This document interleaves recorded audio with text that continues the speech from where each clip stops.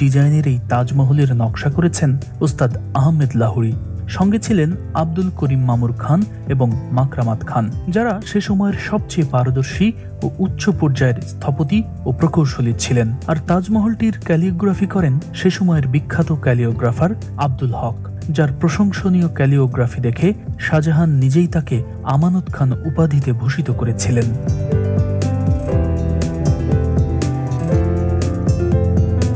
তাজমহলের ডিজাইন এতটাই নান্দনিক যে আজও রোদের আলোয় দেখা মেলে এক রূপে, সন্ধ্যায় গোধূলি লগ্নে অন্য রূপে, আর জ্যোৎস্না রাতে ঝর্ণা নহর বাগান সমেত তাজমহল হয়ে ওঠে যেন স্বর্গের প্রতিচ্ছবি।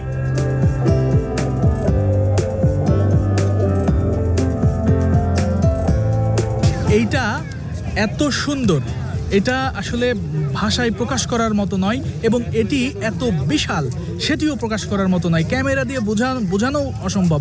আপনারা দেখুন যে ওই যে তাজমহলের ওপরে মানুষ আছে, কিন্তু মানুষগুলো কত ছোট ছোট মনে হচ্ছে। আপনারা একটাবার খেয়াল করুন, এই যে এই সাইডগুলো দিয়ে মানুষ যেটা দেখতে পাচ্ছেন আমার হাতের একেবারে আঙুলের ওই পারে, সেগুলো সবই কিন্তু মানুষ। ওগুলো মমতাজ শাহজাহানের কবর দেখতে ভেতরে যাচ্ছে, কিন্তু মানুষগুলো কত ছোট। আপনি একেবারে চিন্তা করুন যে একটা পিঁপড়ার মতো বা একটা ছোট কোনো বস্তুর মতো লাগছে। তার মানে তাজমহলটা তাহলে কত উঁচু, এইটা একটাবার চিন্তা করুন। এবং তাজমহল যে রোদের আলোয় একরকম, চাঁদের আলোয় একরকম, মেঘাচ্ছন্ন আবহাওয়ায় একরকম লাগে, সেটি আসলে একেবারে সত্য কথা।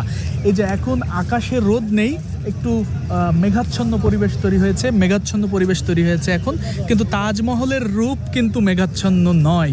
তাজমহল কিন্তু একেবারে ঝকমক করছে। পুরো এই তাজমহল নির্মাণের কাজ শেষ হয় 1653 সালে। কথিত আছে এই তাজমহল নির্মাণের সাথে সম্পৃক্ত সবচেয়ে বেদনাদায়ক ঘটনাটিও ঘটে এর নির্মাণ কাজ শেষ হওয়ার সাথে সাথে। দালিলিক কোনো প্রমাণ না থাকলেও প্রচলিত আছে যে এমন নান্দনিক ডিজাইনের স্থাপনা যেন পৃথিবীর আর কোথাও নির্মিত হতে না পারে। এ কারণে সম্রাট শাহজাহান এই তাজমহলের স্থপতি, প্রকৌশলী এবং ক্যালিওগ্রাফারের চোখ অন্ধ করে দিয়েছিলেন, কেটে নিয়েছিলেন হাতের আঙুলও। তাজমহলকে যখন খুব কাছ থেকে পলকহীন চোখে দেখেছিলাম, তখন মনের ভেতরে উকি দিচ্ছিল নির্মম সেই ইতিহাস। দালিলিক কোনো প্রমাণ না থাকলেও বিষয়টি আগ্রার প্রায় সব মানুষেরই জানা।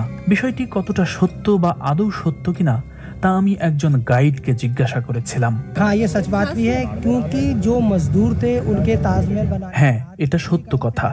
যারা এই তাজমহল নির্মাণ করেছিলেন তাদের হাত কেটে নেওয়া হয়েছিল। তবে এই ঘটনার লিখিত কোনো প্রমাণ নেই, কোনো বইয়েও এটা পাবেন না।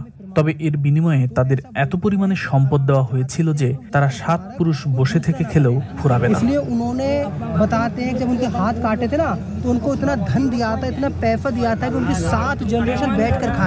এই গাইডের কথাই বোঝা গেল ঘটনা কিছু একটা যে ঘটেছিল তা স্পষ্ট। আমি এই ঘটনা